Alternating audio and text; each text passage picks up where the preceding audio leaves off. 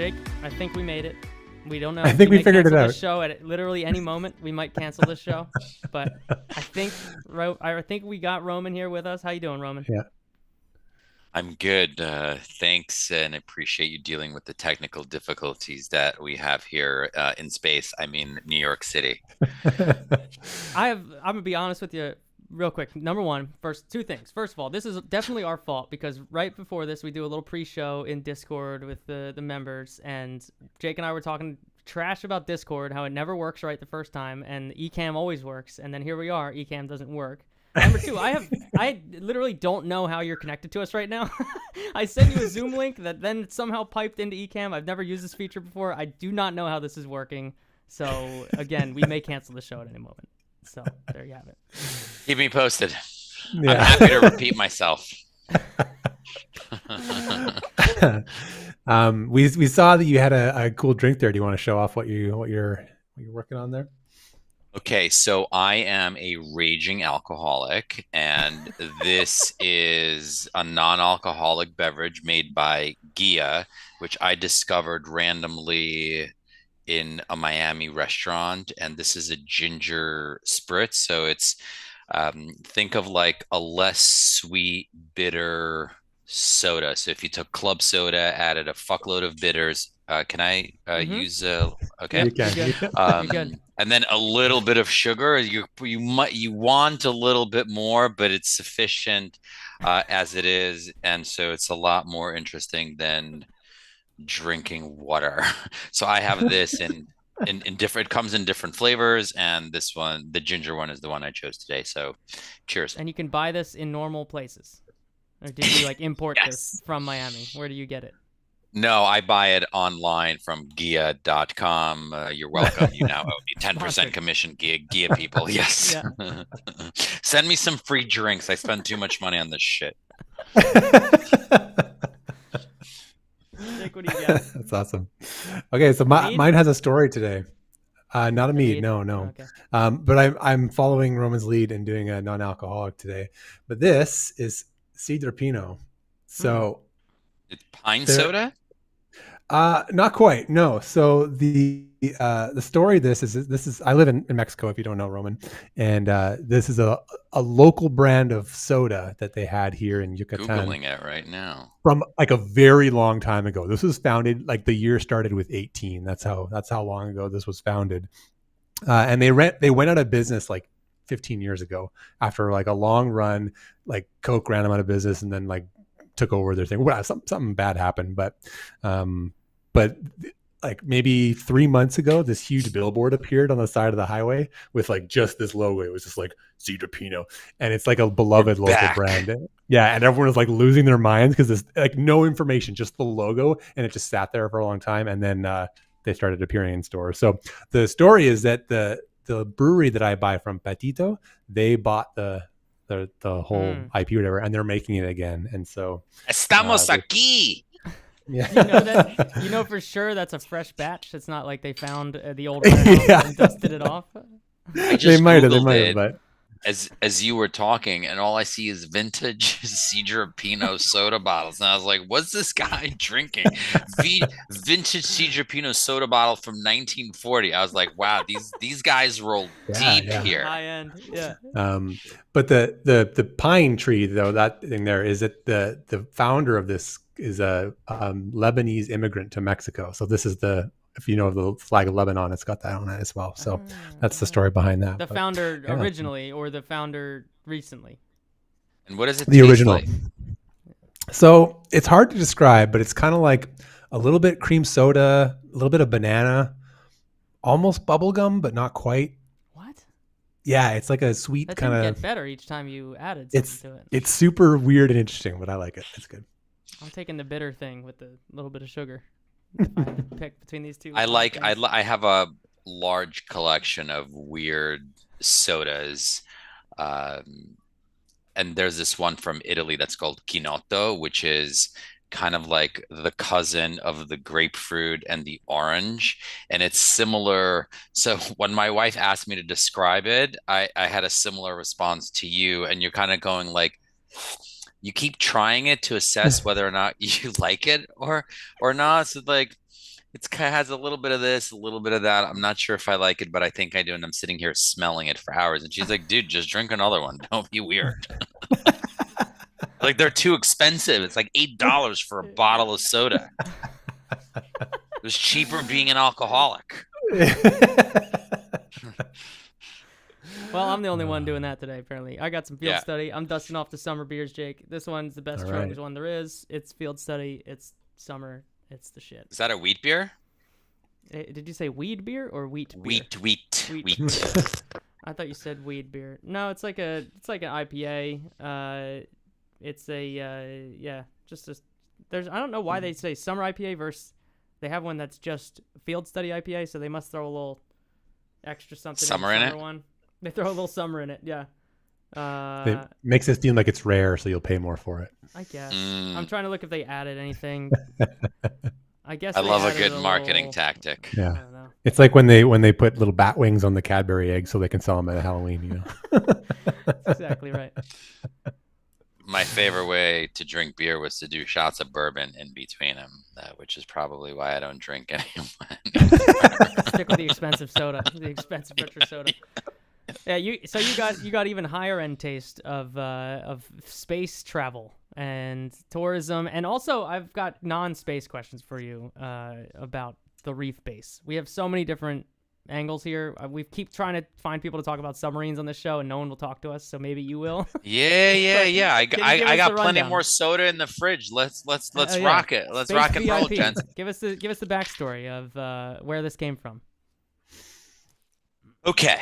So I own a lifestyle management company that caters to the world's well-heeled. Because of that client base, we were approached by Axiom Space in 2018, and they were like, "We hear you work with the world's wealthiest." And I was like, "You guys hear correct." And they said, "Will you assist us in promoting the first all private astronaut mission to the International Space Station?" And I was like, "Game on."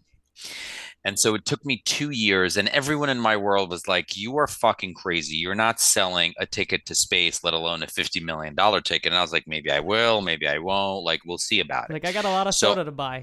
Come on. I got a lot of so 28. I think I had just stopped drinking. Yeah, I stopped drinking in March of 2018.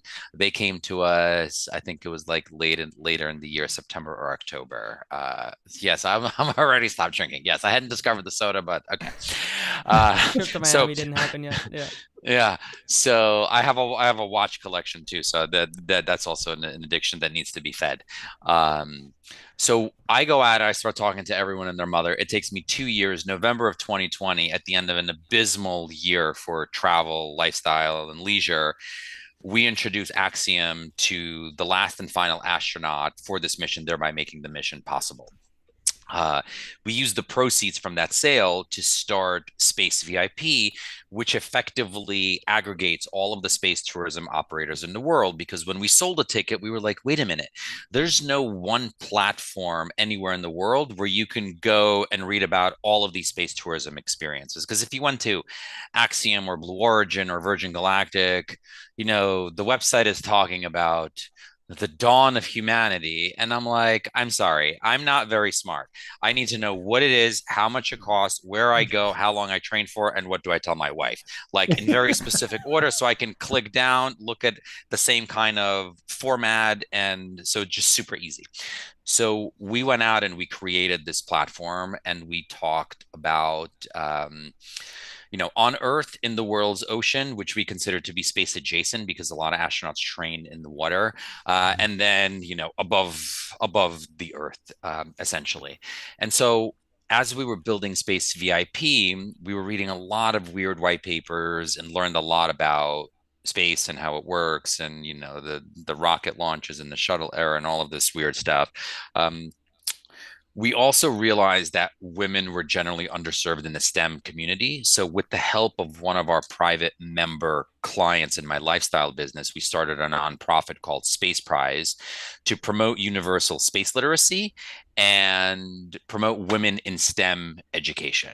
I think it's fascinating that like 98% of the public has no fucking idea that at least 50% of the technological innovation that they take for granted actually comes from space technology. Like when they're tweeting or twatting about, their irrelevant opinion on the Blue Origin launch, they forget as they're talking shit about Bezos that it's using satellites that are in space.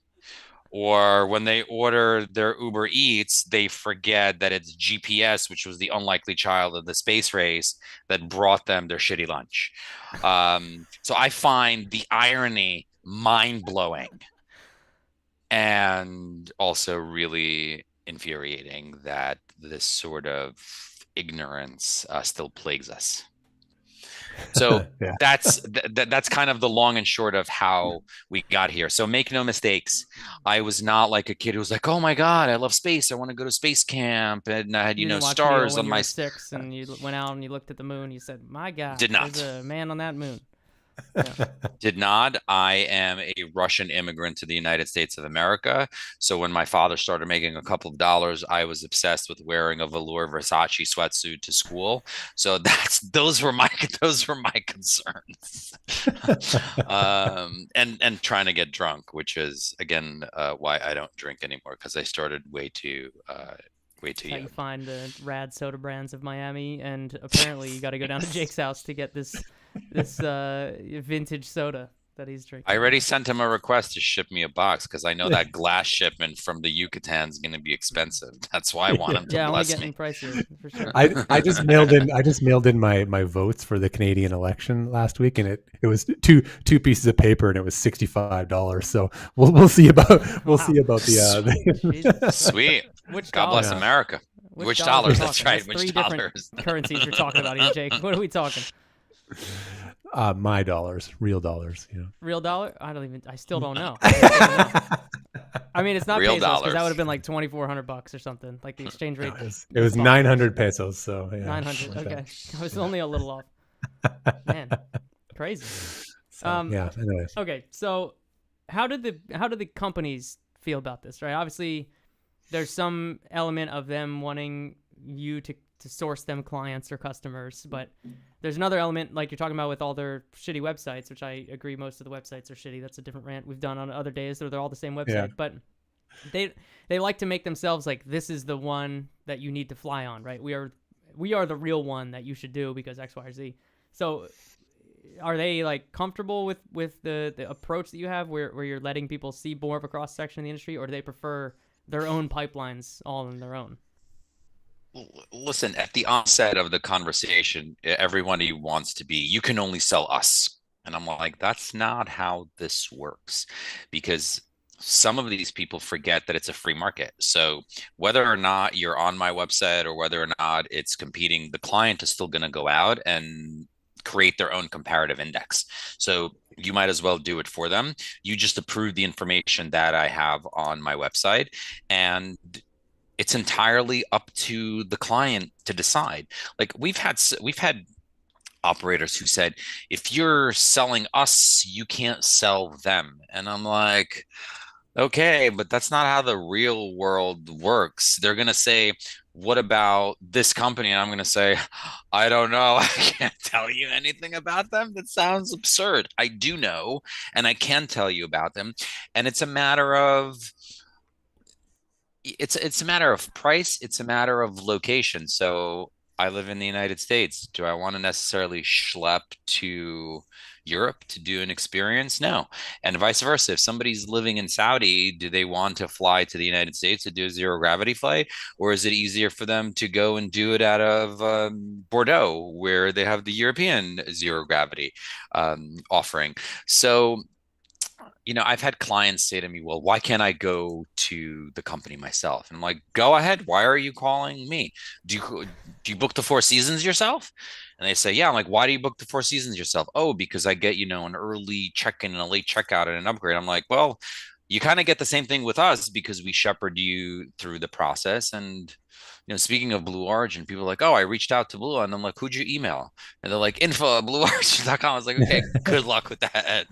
Like, that's very stupid. And this is like a very wealthy person. So you would think that their assistant would have figured out that there's a person who handles private astronaut experience at Blue Origin and email them rather than just kind of this blanket. Hi, my boss is a billionaire. He wants to go to space. How much? Can you send me the details? Send me a quote. A Yeah, very send me a quote. believable But you, email that no one's ever been duped by the wording on that email. Yeah. right. So it happens. And listen, a lot of the companies that we now represent reached out to us when they heard that we sold a $50 million ticket. And they're like, if you can sell a $50 million ticket, surely you can sell our $1 million ticket or a $10,000 ticket or however much the ticket price is. So it was this natural evolution, which was really cool. And we got to learn about all of these fascinating experiences and broker relationships with all of them and invest in some of them on, on a corporate level, which was really cool. And we continue to do that. It's certainly like a dicey game because they're so new and innovative, and sometimes it could fall apart, and hopefully you bet big and you make big. Yeah. It's an interesting market. Like, it's also new. This market is so cutting edge new right now for space travel that, like, I think it's still kind of sorting itself out a little bit in terms of like like how it's going to be handled in the long term, and especially as it scales, right? My question would be like, how do you feel like you're positioned in terms of like, okay, so I take the Axiom flight, for example. You've got like SpaceX and then NASA, and then you've got Axiom, and then it's you, and then it's the actual end user, right? And that's a lot of people in the middle of that transaction, right? Yep. How do you make that valuable, and how do you keep that in? Like, how do you plan a business around that? Because that feels like a scary thing to me to have it set up that way. Yeah, listen, Axiom was created on the premise of bringing people to the International Space Station. So Mhm. they bought the rides from Elon and they're slotted in there. So they're saying, "Hey, we have this inventory. Can you fill it?" And the commission on a, on that sort of figure is sizable. And so if you do a couple of those a year, that's a pretty good business. If you do one a Yeah. year and it's two people working, great. You're still making a decent a decent living. So if you add other things into the mix to expand your offerings, then it becomes worthwhile because you make, let's just use an even number like 10%. If you make 10% on these, zero gravity flights and on these stratospheric balloons, etc., then while those are $10,000 ticket or $200,000 ticket, that's not a lot of money. But if you make a couple of percentage points on the big ticket items, that compounded with all of the smaller stuff you sell, ends up being a viable business. The problem is that right now the only thing you can sell is a zero gravity flight, some analog missions, the stuff that NASA has to offer, which is centrifuge or simulation training, or a $70 million space ticket for a 10-day mission to the International Space Station. So we understood this fairly early on, and we realized that most people didn't know anything about space, which is why it made sense to really focus on the educational component of it. I have journalists ask me all the time, well, this is only for rich people. How does it become more accessible? And my response is always the same, is you need to educate the public. When you educate them, they become interested. When they're interested, they buy. When they buy, you can create economies of scale. I think the stratospheric balloons are slowly coming online with their offerings, and that's probably the lowest barrier to entry because it doesn't require any training. It's a pressurized capsule. Well, maybe you don't want to show that one. Maybe shows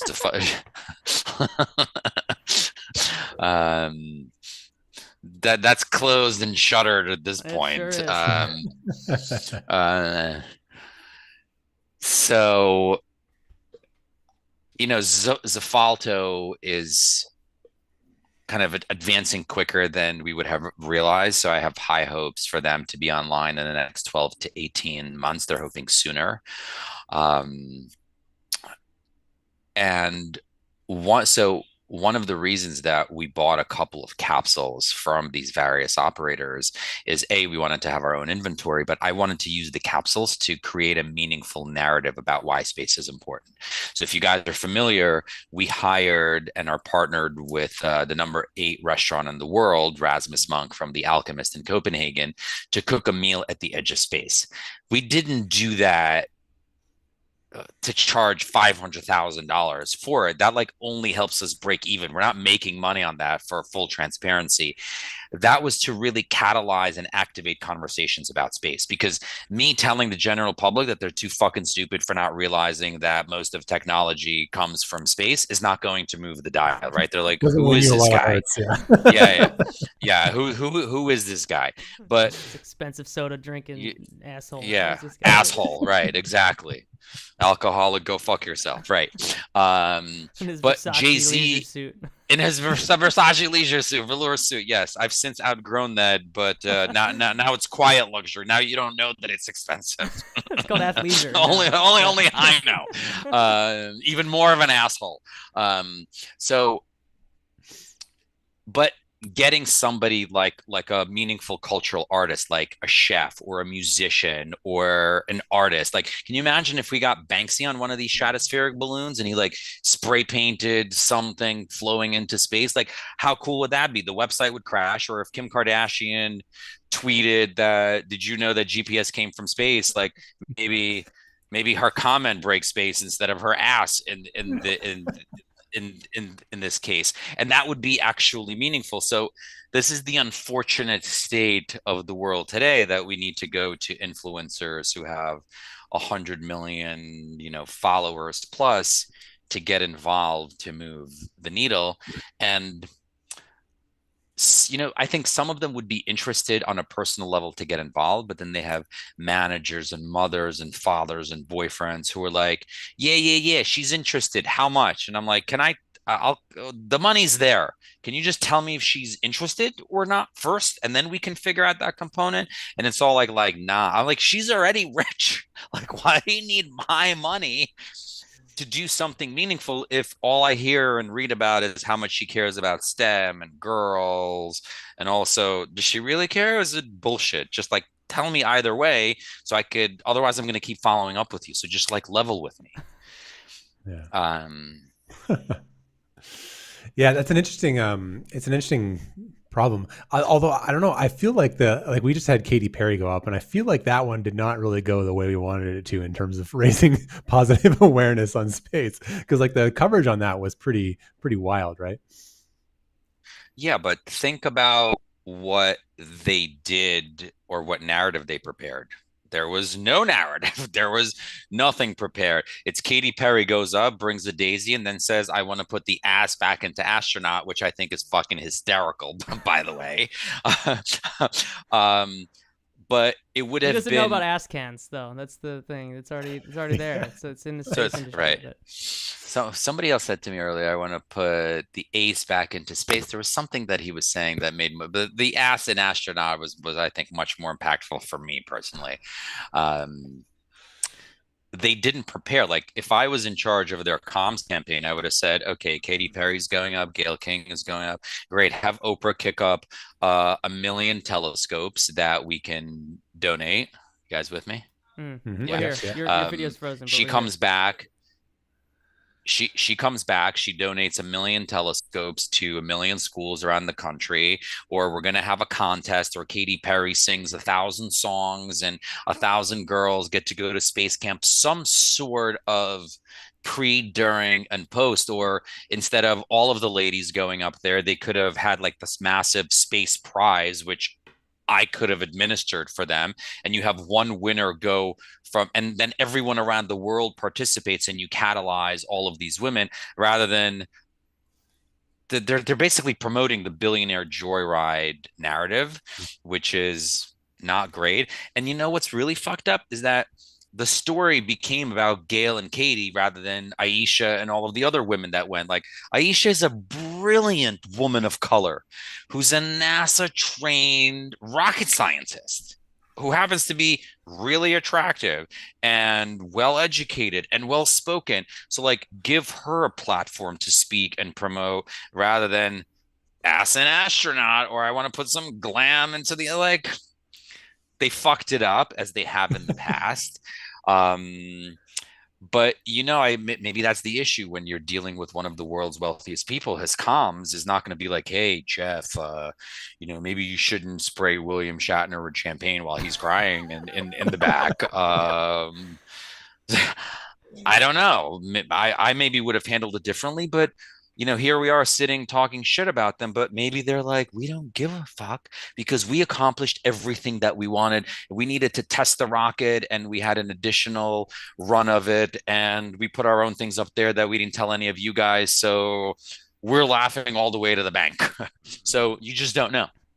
Yeah. Yeah, it's like the talk good about me, talk bad about me, but god damn it, talk about me. Like they definitely talk achieved about that. me, right. They got some New York Times pieces splashed up on the homepage and whatnot. But do you think that from your end, right? You're someone that would likely see some portion of inbound sales that are kicked up by those things. So have you seen on other missions, has there been a notable uptick, or are you doing such targeted and specific outreach that you don't really track responses to certain flights?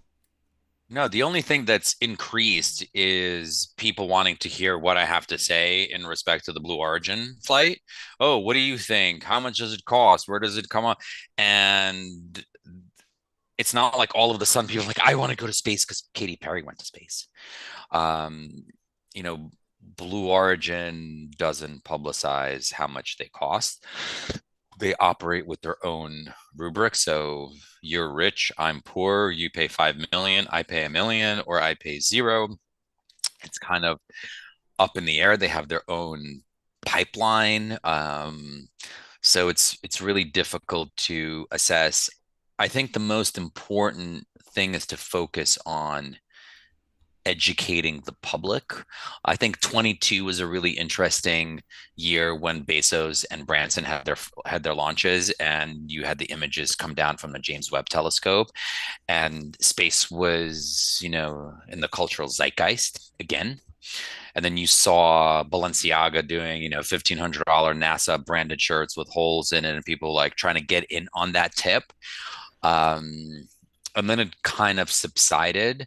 So it's difficult to assess, but people don't know enough and don't take it seriously. People are like, oh, is that the future? I'm like, no, it's now. They're like, when is the Axiom client going? I'm like, bro, he went in 2022 and came back and he's fine and he's moved on. Like, Jared Isaacman is not a known name, even after he's probably a bit better known after he became, let's call him the space secretary for all intents and purposes. But like, that dude is a legend. He raised $250 million for St. Jude's. He brought and did cancer research in space. He became a legendary space explorer and just recently did a spacewalk and had his own Netflix documentary that nobody's seen. So it's mind-blowing to me that this guy who has all of this money and has done so much is not really known in the public eye. So I think, listen, from the small man chair that I'm sitting in, the Blue Origin was a missed opportunity. But to my point earlier, maybe they accomplished all of their goals and they don't care. So sorry, to answer your question in short, no, I haven't seen an uptick in any interest in flights. People are just like, what do you think about this? We want to get a soundbite. And I'm like, okay, I'm happy to engage and tell you what I think. So thank you for humoring me. Yeah, we're all thanks about for the soundbite on this show. That's our beat. Incredibly nerdy conversations.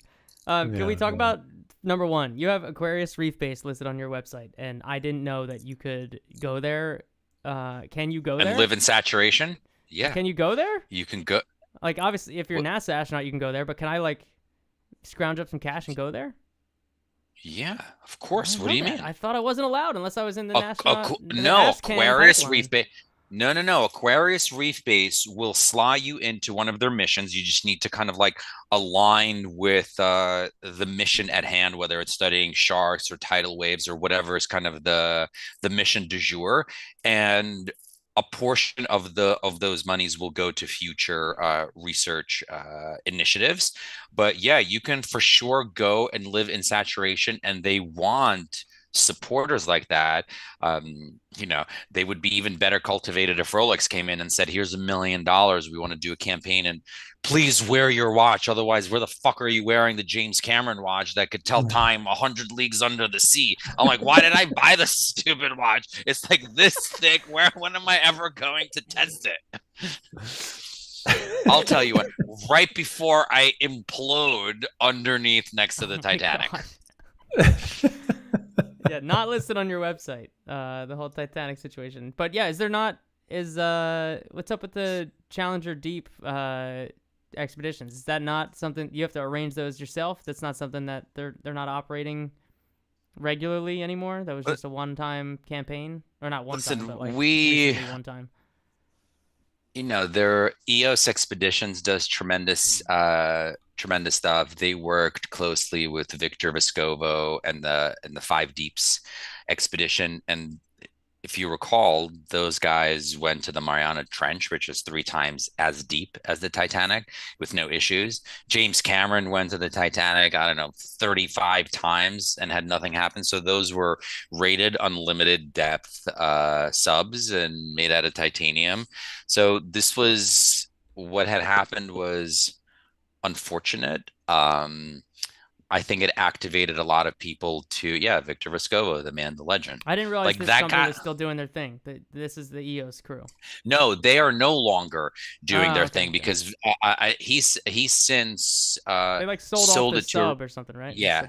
Well, they sold off the vessel because the vessel housed the sub, and it was built to do these expeditions. And there was like a year and a half to 2 years when they were doing the dives to kind of subsidize some of their costs, and that's no longer available because it was sold to a research institution, and they've like now shut the commercial aspect of that down, which was too bad because it was a fascinating experience.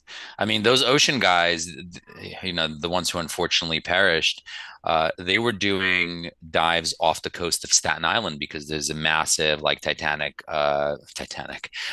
was a massive like tectonic divide somewhere, like, and I didn't know this. They're like, oh, Titanic is $250,000, but you can go to Staten Island for 50 grand. I was like, really? I mean, it's not that expensive to get there. You can go there for cheaper than that. On the ferry. Life insurance that you need to get there is probably 50 grand, but you could get there for cheaper. So, you know, people ask about that, and they're like, because we've had a couple of production studios approach us to do a documentary on some of these, like on the Rasmus Milan space flight, and they're like, we need insurance, and I'm like, you can't get insurance, and they're like, why not? I said, because there's no actuarial data on this. It's like, well, how do you promote safety? I said, I don't promote safety. I use what I typically call the unsell method, which is if you're concerned about dying, like, don't go. It's that if you guys have ever been skydiving, you know, they make you go on video and say, I, Roman Chiporukha, know that I may die. My estate will not sue XYZ parachuting company, etc. So you need to fully disclaim and just make that statement known. So like, if you're concerned, then maybe this is not for you. But hobby. The people who go are to going, Staten Island. Just go to regular Staten Island. Just go to regular Staten Island, or it's get also on scary. You do have to make one of those videos when you get on the ferry to Staten Island, though. Go to Staten Island. Hey, Pete Davidson, can I borrow your Staten Island ferry that you bought to throw parties? hook a brother up. We'll drink. I think he's sober too, actually. Well, he also smokes a lot. He was like momentarily going to go on a New Shepard at some point, but then That's did right. not That's happen. right. Do we know any backstory? Why did he get to the part of making the video and was like, I can't do that? No idea. Maybe he made a little poopy in his pants and was like, Yeah, he's like, oh shit, I'm not I'm doing not, that. I'm not doing that. Um, who knows? It's like they play it real close to the chest, so nobody Yeah. knows. They'll probably get a cease and desist right after this It's okay. I'm podcast. pretty sure. I'm like, I don't know, 85 to 90% sure that we sank the opportunity for Tom Cruise to go to the ISS and film a movie because the then NASA administrator announced that on this show when it had not been announced previously. So I'm not unconvinced that this show killed that opportunity. So, yeah. No. The Russians filmed a movie first. That's what killed it. Oh, yeah. Did you ever watch it? Oh, we should have No, you watch it. Okay, no, you don't want to watch it. in Russian and translated for you. Nah, that's not what they said. No, And I just want do you a to. I proper just want to get your translation. take on it. Yeah, we had a bet on this show Oh, what the Rotten Tomatoes score would be for that movie, and I and think it was pretty bad. It was really a bad movie. no, it was like I think the premise was somebody needs to come back. It's like somebody's sick and they need to have an operation, something They like sent a that. No, I doctor did up not or want. something, didn't they? I don't remember. I think so. Yeah, Yeah. no, I did not watch that. Most Russian movies don't end well, unlike American movies. Like there's no happy ending in a Russian movie. That's why there's like that's the general ethos of Everybody dies Russia. gloriously. Yeah. Not gloriously. Not You ingloriously. die, you die, your wife has to sleep with a man she doesn't love, and your children are like, go to the gulag. Like it's But bad. they have you on video. That's like I'm okay with all of this. Yeah. Yikes. Yikes. All right. Okay. Yeah. So what's the prospects for like the future market? What are you looking forward to in terms of like new experiences coming online or scale? Like what's the positive outlook right now? Positive outlook is single stage to orbit aircrafts because Wow. they are, yeah. Did you hear about this? You know about this shit? I mean, I hear about You're the gonna have a lot dream of of work to single do stage to to orbit convince for a us. long time. That's all. Yeah. Our reaction Yeah. was, "Damn, he's You've got some got, work to do on this one. Let's you've go." got a couple of skeptics in front of you on that one, I think, but you'll have to see. Oh yeah. Of course you're gonna have skeptics because you have like the old school people who are just basically saying that the materials are simply not there to support that, which is fine. But we've come a long way since like the last century, and they've created some really interesting properties and materials that could withstand reentry. So to me, that's the coolest thing coming online probably in the next 3 to 5 years, because if they could build this aircraft, there's a reusability component to it. um, these guys are talking about doing 5 orbits around Earth, coming back down, doing it all over again. That takes 7.5 hours. You could be home for dinner. That gives you the overview effect, that gives you weightlessness. You see 5 sunrises, and sunsets, and the SSTO folks are meant to be kind of like the Uber and the FedEx between space stations. Um, so that's really interesting. I'm curious to see how that develops in the next couple of years. Who are we And their talking? Who's fundraising. your name on this? Is this like Radian Aerospace? Like who's That is the? Radian. Oh, Yeah, okay. it's Is that who we're Radian. talking? Yeah, Radian. I think speaking of space stations, I think Vast is poised to do some really interesting stuff because Axiom, as we know, ran into some funding issues and had to pause for a moment. I don't see Vast having the same type of issues, even though they're probably going out and raising some money too. And that'll be a fraction of the size of the space station, but they're moving very, very quickly. Um, I think it's really interesting to see new players to the rocket and payload game, like Relativity, that was bought out of bankruptcy by somebody with substantial means. Curious to see how that evolves. So there's a lot of there's a lot of energy. There's a lot of heat coming from the undercarriage. In a good way, not in a bad way. Yeah. Yeah. Yeah. Yeah, yeah, yeah. I'm now thinking about that movie, that terrible movie we watched, Anthony. What was it? Like Oh, Space Flight One Starflight. or Starflight One? The Yeah. flight that couldn't land or something. What was it? Yeah, the flight that couldn't land. It was like some airplane that went too fast and Yeah, accidentally they went to like orbit. they were testing new engines, and when they tested it, they went so fast they made orbit, and then they couldn't come back. Yeah. No, I didn't see this movie. Oh, you Oh, shouldn't it's- have. I still Yeah, no. have. It was from the 60s or 70s. It's completely awful and hilarious. Better than the No, it's Russian it's from the challenge. 80s. It had it 80s? featured the space shuttle, right? The space Okay. shuttle was like the rescue vehicle. They had the space shuttle Columbia go up to the and like rendezvous with the Oh, you're airplane right. like Yeah. 4 or 5 times in a day. Yeah, Like it was that's like right. In an it hour was, and a it half. was It like was up and down. it was in that period where everyone thought the shuttle was going to be able to do everything. Like it was I like forgot about Right. that.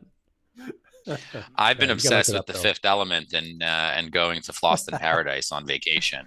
You know, being in the travel industry and in the space industry at the same time. That's like, you know, you get Chris Tucker as my, you know, concierge. That's Jeez. Well, listen, I'm also hopeful that these stratospheric balloons get their shit together and they start going, because if and when that happens, that's much more affordable than these, Yeah. you know, 9, 10, $50 million seats. You get a little bit of a taste of it's not overview effect in full, it's overview effecty, right? You kind of see the curvature, you see the darkness, you hang out, you have a Gia, um, you use the bathroom, you go home. Yeah. And you know, Space Perspective was meant to be $125. Zafalto is like almost 200 grand. Like that's a night out for some people of spraying shampoo, you know, models and bottles and bullshit like that. Like I see that in St. Bart's on a Tuesday. So that has the potential to really activate it in a more meaningful way if they can figure out a way to pressurize these capsules at that altitude, because you need to go high enough and you need to have enough people on it. Like, you know, the Japanese company has a 2-person capsule, but that's okay. No. It's I want cooler one to with a take mini your whole bar in the middle and there's like 20 people in it, Mhm. right? That's the The one I booze want to cruise. do. right. Yeah. Yeah. Well, that's how we came up when we came up with the idea of the chef in space. I had to work with Tabor pretty closely for a while to say, okay, just so my idea is for the guy to cook in space. I don't want him to plate in space, and we're not cooking with citrus because that's a fucking gimmick. I need him to bring something to heat. So what can I do? Can I sous vide? Can I boil? Obviously, I can't have an open flame in a pressurized capsule. So what can I do? And then the notion is that we're going to build a capsule and they're going to test the capsule and fly the capsule. Then they're going to remove one of the seats and build a prep station for the chef and recalibrate the weight distribution to make sure that it's the same as if there was a seat. So the reason that the ticket price was as much as it was, because you need to pay for the chef and you need to pay for the extra seat that was the prep station. So we've now pivoted and are working closely with Zafalto to actualize the same thing. Obviously, they have 2 less seats there, but we're hopeful.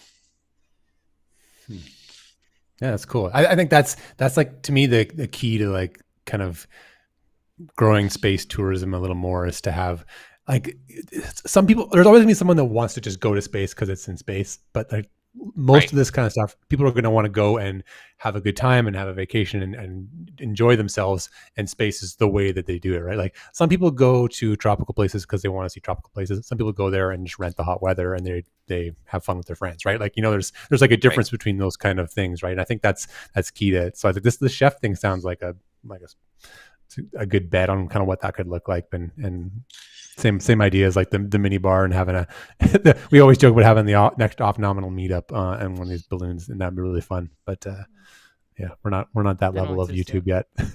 Yeah, right. That's a different market. So if you need some extras to fill out one of the balloons, let us know. But otherwise, we're saving up for the booze cruise. Yeah. If there are listen. people that are listening that happen to have St. Bart's on a Tuesday level money, What is the approach here, Roman? What are you plugging to put them in contact with you? I mean, just call me. It's not easy to. It's not hard to get in touch with us. We're not. I'm not protected by 20 different personal assistants. We're not at that level yet. Space VIP or spaceprize.org. I'm rc at spacevip.com. So if you have questions, if you want to get involved, I think it would be meaningful. I'm at this stage of the game because there's not much to sell. We're really focused on the education aspects. And what I think people forget is that it's not just about being philanthropic, but people can promote their own goodwill by virtue of getting behind a Space Prize foundation. Like if you're from Nashville and you make, $100 million a year, then maybe we could do a Nashville Space Prize. That way your name gets out there as a gesture of goodwill and altruism. And we do something meaningful for the community. And, sometimes when I reach out to people of wealth, they're like, oh, I've allocated my philanthropic dollars for the year. And I'm like, it's not just like you could use your marketing dollars for that, because maybe you're trying to push, I don't know, a new soda can or a new flavor. So use this opportunity and platform to promote that.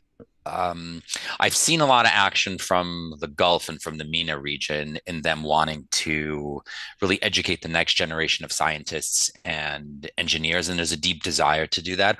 Also out of India, because a lot of them read, write, and speak English, and they just had great success in their launch last year, and they're really tech savvy. So there's a lot of interest, India, the Gulf, and also Southeast Asia, in kind of building their own space hub. People forget that space also gives you access to SATCOM and primacy of launch, because right now that's monopolized by Elon. So, okay, I don't know, Azerbaijan or Djibouti, and I want to have my own space program, a SATCOM program. I need to get in line and wait for Elon to bless me to get my satellites up there. Or he can be like, or you can just pay me and use my satellites, and you're scheduled from 7 years from now. Enjoy that time slot. So it's important for countries to engage. Like, I think the Radiant example is perfect, where you get one of those planes, you fly up and leave whatever payloads up there and have your own SATCOM capabilities, and not depend on this one provider. Yes, he's kind of cornered the market because he's an outlier. He's been at the game for God knows how many years. So use what he's done in an intelligent way and try to make it, better maybe for your own country. Like if you're Liechtenstein or whatever else, they're really keen on space. They're always doing like space events. Strangely, I'm not sure why. So I think the education aspect is really important. We need to get like the court of public opinion behind the cause, and for people to realize that, like I said to somebody the other day, did you know that all exercise equipment were created to battle muscle atrophy? And she was like, no, I had no idea. I'm like, yeah. I was giving somebody this example earlier where I was at some fancy art event a couple of months ago, and some lady's like, you're in the space business? I said, yeah, yes, I am.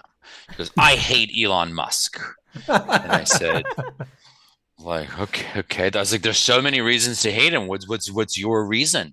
And she What's goes, your favorite? Yeah. What's your favorite? And she says, I'm an environmentalist. He pollutes the planet. I said, with what does he pollute the planet with? And she goes, with all of his rocket launches. Yeah. And I said, oh. I'm like, okay, and I'm enjoying this already. Clearly, I'm like, I know what dirty river I'm gonna lead her to drink from, right now.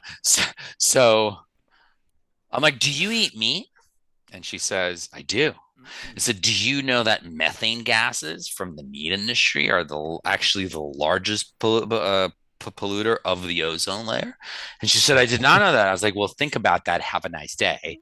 And this is a really well-educated person of wealth. So if she has no idea and kind of participates in this single narrative approach, then what are people who are less fortunate doing? Because it's easy to call somebody a rich billionaire asshole, and then I don't have to look deep at myself to realize my own faults, because it's clearly your fault that I'm not as successful. And look at you wasting all of this money. Didn't actually Elon a couple of years ago say that if you can give me a plan of how you will solve world hunger, I will sell $2 billion of Tesla stock? Nobody took him up on it because it's not a money issue. It's a supply chain issue. Like, how are you getting food to villages Now that it might don't be a have Tesla roads? stock issue. I don't know. It might be. Yeah, No, then it wasn't. but yes, touche. Roman, it's awesome hanging out. We always love someone that is not afraid to spout the opinions. So yeah, it's awesome to have you out here with us, and we'll be following Thanks along. a lot, guys. I'm curious to see how the balloons go, because I'm a balloon skeptic, but it'll be interesting. Jake, you're I'm curious too. Balloon? I'm pro. I'm pro anything. My wife refuses not to you. go to Jake space. Jake and I are I don't know where we're at on the balloons these days, but we'll figure it out. I like the balloons. I'm pro balloon. You're pro balloon. I would go. It's just a matter of will they go? I would go. Exactly will right. they go? That is exactly Yeah. That's how it goes. I mean, I would even go as far as what's his name? It's Felix Baumgartner went. Just give me a small pressurized balloon so I could go have a look by myself. And then just jump off. It's one way out. I'll bring the Gia with me. It could explode in my suit due to the pressure. Jake, I don't know if we know enough to say what's happening next week. Do we know enough? Are we feeling cocky enough? Let's be safe. Let's be safe. Okay. Let's be safe. It'll be a good show. Yeah. Katy Perry. I think it's good. Katy No, Perry, we've yes, already Katy confirmed Perry. her. Assume Katy Perry until proven otherwise. We're gonna put the ass back into. You should have Aisha. You should have Aisha. We Bo should get her come on. We should. Let's We do should. that. Yeah. All right, y'all. She's cool. Thanks, y'all. for Take it hanging easy. Thanks for the soda recommendation. I appreciate it. Yeah. I'll be ordering that. Cedra Pinot. Get it, everybody. Made with real bananas. All right, y'all. We will see you later. Take it easy. Bye, everybody. Thanks, guys. Bye.